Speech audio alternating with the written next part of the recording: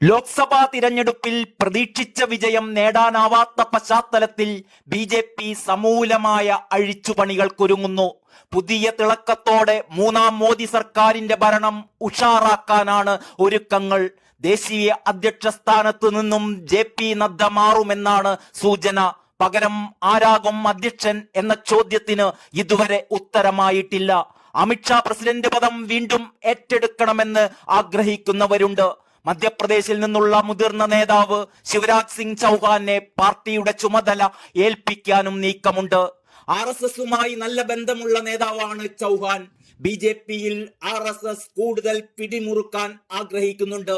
ഇതിന്റെ ഭാഗമാണ് ഈ നീക്കമെന്നും സൂചനയുണ്ട്.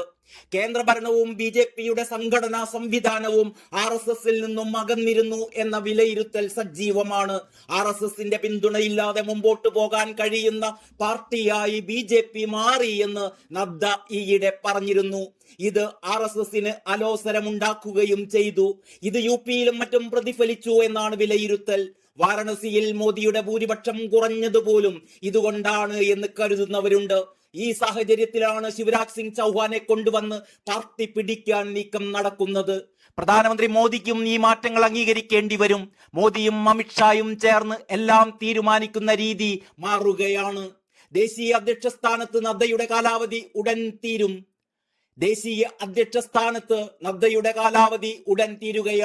നേരത്തെ തന്നെ രാജ്യസഭയിലേക്ക് നദ്ദയെ ബി.ജെ.പി. എത്തിച്ചിരുന്നു. തിരഞ്ഞെടുപ്പിന് ശേഷം നദ്ദയെ മന്ത്രിയാക്കി പാർട്ടി ചുമതലകളിൽ നിന്നും മാറ്റാനാണ് നീക്കം. നദ്ദയ്ക്ക് പകരം മറ്റൊരു വിശ്വസ്തനെ ബി.ജെ.പി. അധ്യക്ഷനാക്കാനായിരുന്നു മോദിയും അമിത്ഷായും ആഗ്രഹിച്ചിരുന്നതെങ്കിലും ഇതിനിടയിലാണ് ശിവരാജ് സിംഗ് ചൗഹാന്റെ പേരുയർന്നു വന്നിരിക്കുന്നത്. ചൗഹാൻ പാർട്ടിയെ നയിക്കാനെത്തിയാൽ അടുത്ത കേന്ദ്രമന്ത്രിമാരെ നിശ്ചയിക്കുന്നതിൽ പോലും നിർണായക സ്വാധീനം ചൗഹാൻ ഉണ്ടാകും. ബി.ജെ.പിയുടെ ഭാവി നേതാവായി ചൗഹാനെ അടക്കം ഉയർത്തിക്കാട്ടാനാണ് RSSന്റെ ശ്രമം. മധ്യപ്രദേശിലെ ലോക്സഭാ തിരഞ്ഞെടുപ്പിൽ വൻ കുതിപ്പ് ബി.ജെ.പി. നടത്തിയിരുന്നു. വിദിഷ മണ്ഡലത്തിൽ മുൻ മുഖ്യമന്ത്രി കൂടിയായ ശിവരാജ് സിംഗ് ചൗഹാൻ വൻ ഭൂരിപക്ഷത്തിലാണ് വിജയിച്ചിരുന്നത്. 8,17,479 വോട്ടുകളാണ് ശിവരാജ് ചൗഹാൻ നേടിയത്. മധ്യപ്രദേശിലെ 29 സീറ്റുകളും സ്വന്തമാക്കി വൻ വിജയം സ്വന്തമാക്കുകയായിരുന്നു ബി.ജെ.പി. ഇത്തവണ.